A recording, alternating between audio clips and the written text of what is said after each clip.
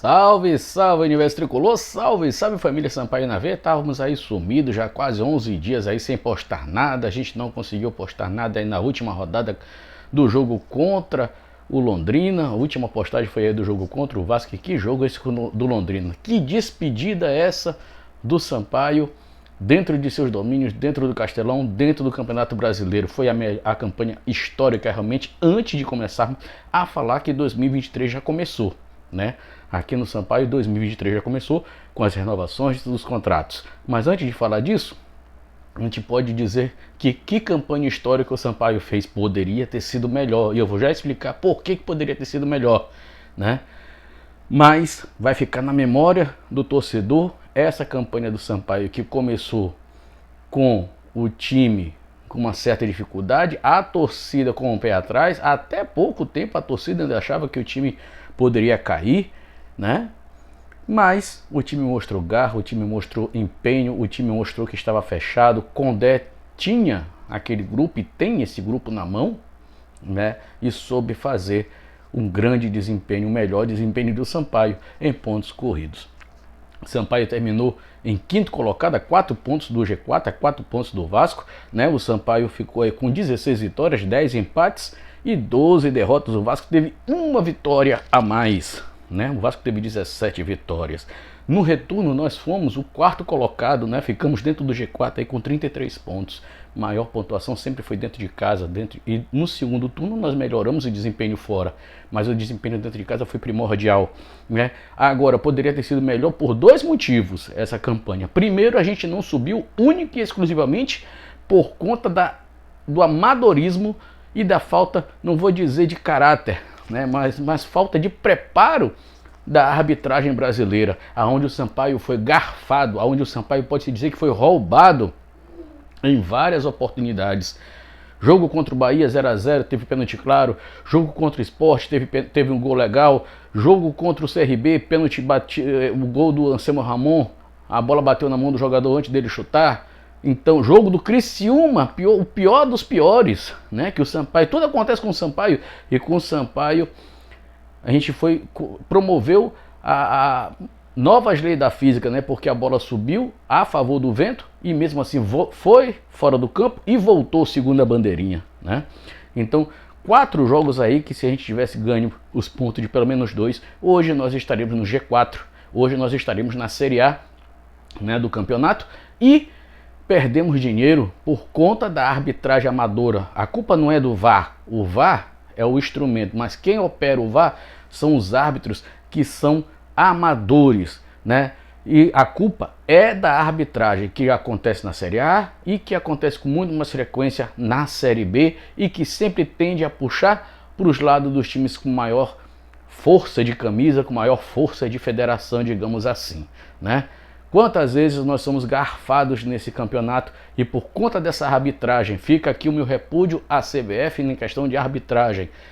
Por conta dessa arbitragem, nós não subimos e perdemos aí receitas, perdemos receitas com, no caso, a cota de televisão, que sairia de 8 para 32, perdemos patrocínios, que com certeza veriam mais patrocínios, com maior renda para o Sampaio, e perdemos renda também porque os jogos seriam todos cheios, com casa cheia no Castelão, culpa da arbitragem. Por isso nós vamos ficar esse ano na Série B, próximo ano na Série B novamente. Média de público foi a outra coisa que deixou a desejar. O Sampaio ficou em 10º colocado com média de público. E olha que o Sampaio tinha uma campanha excelente de dentro de casa e mesmo assim a torcida não abraçou o time por N motivos que eu não vou detalhar aqui e não vou entrar nesse mérito. Mas a campanha a torcida deixou a desejar, deixou muito a desejar, porque a renda total do Sampaio em termos de arrecadação foi R$ 1.972.661. O que dá para fazer com isso? Outros times tiveram rendas muito maiores com suas arrecadações em jogos, né? Pagante total, nós ficamos em 10º colocado com 83.699 pagantes totais, né? E na média, nós ficamos com 4.650 pagantes. Cadê a torcida tricolor? Cadê a torcida do maior time do Maranhão? Tá na internet, porque no Twitter, no Facebook, no Instagram, nós somos o top 20 No Twitter, por exemplo, alcançamos a marca de 40 mil. Eu já disse, eu prefiro que nós sejamos o Z4 das redes sociais, mas nós estejamos dentro do G4 em termos de renda, em termos de público dentro do estádio. O que adianta 40 mil no Twitter? Entra dinheiro pro time? Talvez. Com a publicidade, com a visibilidade, talvez entre. Mas entraria muito mais se a torcida fosse pro estádio e apoiasse o time como deveria. O Náutico, por exemplo, rebaixado na última rodada, colocou mais público do que o Sampaio. O Náutico colocou 4 mil e poucos torcedores e o Sampaio colocou 3 mil e poucos torcedores no último jogo. Inadmissível, né? Então, fica aqui o nosso ponto aqui negativo para esse ano, para a torcida do Sampaio, que ficou só no sofá, que ficou só na televisão, que ficou só nas redes sociais e, na maioria das vezes, uma boa parte só reclamando nas redes sociais. O planejamento para 2023 já começou e isso mostra o compromisso do Sampaio, que quer ter um ano do centenário diferente, quer ter um ano com briga de títulos, com briga de acesso novamente, né? Ano passado nós mantivemos a base de 2021 para esse ano de 2022. Ficou Ferreira, ficou Pimentinha, Eloy, né? Ficou vários jogadores que infelizmente não deram liga logo no começo. Fizemos uma campanha da Copa do Nordeste ruim, fizemos uma Copa do Brasil também um tanto ruim e ficamos capenga no Maranhense. Com a chegada do Catatal, com a chegada das peças pontuais ali, do Poveda e tudo, o time incorporou e do meio para frente a gente conseguiu fazer essa brilhante campanha, principalmente dentro de casa. E novamente esse planejamento está se tornando recorrente e já começou as renovações dos contratos para 2023, aonde nós temos já 6 contratos renovados e outros 7 que estão em vigência, né? Na minha ideia, no meu entender, seria tipo, os que estão com contrato renovado são mais difíceis de sair porque talvez tiveram um aumento, a multa rescisória aí deve ter ficado maior, né? Então, para tirar esses jogadores, vai ser um pouco mais complicado. Os que estão com contrato vigente ainda estão sob o contrato de 2022, que alguém pode chegar, botar o dinheiro lá e levar. Quando for para terminar, para renovar esse contrato, aí sim, aumenta-se a multa, provavelmente também aumenta-se o salário, e aí a probabilidade deles ficarem é maior. Porque quem são os nossos em vigência, né? Os contratos em vigência. Varley, que teve pouquíssimas oportunidades, mas nas oportunidades que teve, soube aproveitar. Deu 2 assistências em 2 jogos que participou. Uma contra o Vasco, uma contra o Londrina. Pode ser que seja realmente o nosso camisa 10. Ainda é cedo, mas pode ser que seja o nosso camisa 10 para 2023. Vila, não é a função dele. Ele sempre foi mais segundo volante do que meia. Tentou ajudar no que pôde. Na maioria das vezes não ajudou, ficou escondido. Em algumas partidas ou outra foi muito bem, marcava gol, tá. Mas não é a função dele ser meia de ligação. A função dele sempre foi mais segundo volante e pode ser que caso algum dos volantes não fique, ele fique e renove o contrato para ser esse segundo volante, junto com o Ferreira, que ainda não renovou, junto com outros que já renovaram, né? Wesley Dias, né? Então, vamos ver. Vamos ver quem renovou e quem está com contrato em andamento, em vigência. Varley, Wesley Dias, Pimentinha, Nadson, Maurício, Mateuzinho e Alan Godoy. 7 jogadores estão com esse contrato em vigência. Quando terminar é aquela história, aumenta-se o salário, acredito eu. Aumenta-se o salário, aumenta-se a multa rescisória e aí fica mais difícil de sair. E aí eles ficam realmente para 2023. Que é diferente dos 6 jogadores que já renovaram o contrato. Com certeza, tiveram aumento de salário, uma multa rescisória maior, e aí tá mais difícil de sair do Sampaio. Quem são? Pará, lateral esquerdo. Pedro, que foi algumas vezes titular, na maioria das vezes estava ali na reserva. Joécio, Mago de Aço, Mauro Silva, que volta da lesão, estava treinando muito bem, Eloy e o nosso paredão, Luiz Daniel, que ontem foi anunciado a sua renovação. É diferente de contrato vigente. Na minha visão, na minha opinião, eu posso estar enganado.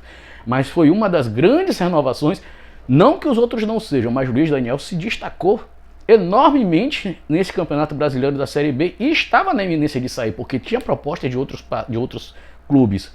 A gente ficou sabendo aí por rede social que ele teve ofertas de 3 vezes o salário que ele ganha no Sampaio, e mesmo assim, talvez por conta do projeto do Centenário, talvez até por conta, quem sabe, Condé não fique, porque uma das exigências do Condé era que 80% ficasse desse elenco, e está ficando, já tem 13, né? E a maioria são titulares. A maioria dos que ficaram renovados ou com contrato em vigência são jogadores titulares. Então, o planejamento está certinho. Vamos começar o brasileiro, vamos começar o Campeonato Maranhense muito forte para o nível daqui, né? Não, é para ganhar com o pé das costas, né?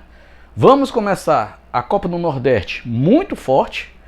Dá para fazer uma bela Copa do Nordeste e também dá para seguir muito bem aí na Copa do Brasil. Claro, a fórmula que deu certo esse ano com esses jogadores pode ser que não dê no ano que vem. Mas tem tudo para dar certo, porque já se conhece de uma temporada para outra. Continua, de quem sabe, se continua a mesma filosofia técnica e tática. Não? Então tem tudo para ser um grande centenário.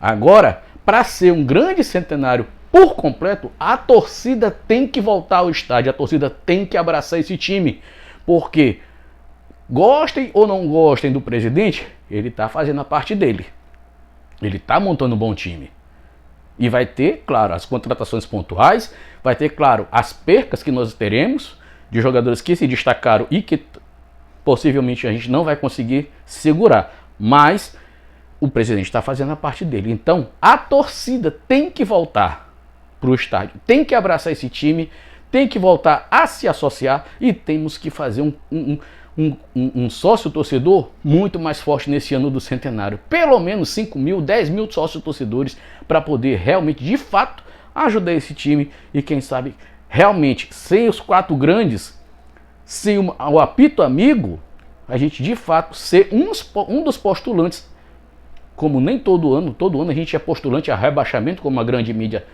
dá, e parte dos torcedores, esse ano a gente chega com o status, eu creio que com o status de um dos favoritos a ter o acesso na Série A de 2024, ano do centenário. Mas para isso, a torcida tem que caminhar junto desde o primeiro jogo, enchendo o estádio, se associando. Beleza?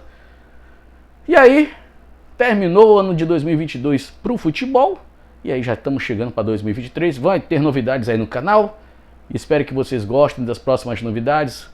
No decorrer aí do final desse ano, começo do próximo, a gente vai dizendo as próximas novidades que irão acontecer, as novas renovações que nós estamos pensando em fazer aí no canal. Enquanto isso, a gente fica falando aí dos bastidores, quem chega, quem sai, quem renova. E aí, quando tiver alguma atividade lá pelo CT, que deve ser só daqui a um mês, que claro, tá todo mundo de férias, a gente volta por lá para matar a saudade e rever esses que já estão renovados, esses que já estão querendo ficar para 2024, para 2023. Chegou até aqui? Curte, compartilha, deixa o like e nos segue nas outras redes sociais, porque eu sou Alan Jorge e nós somos Sampaio na Veia.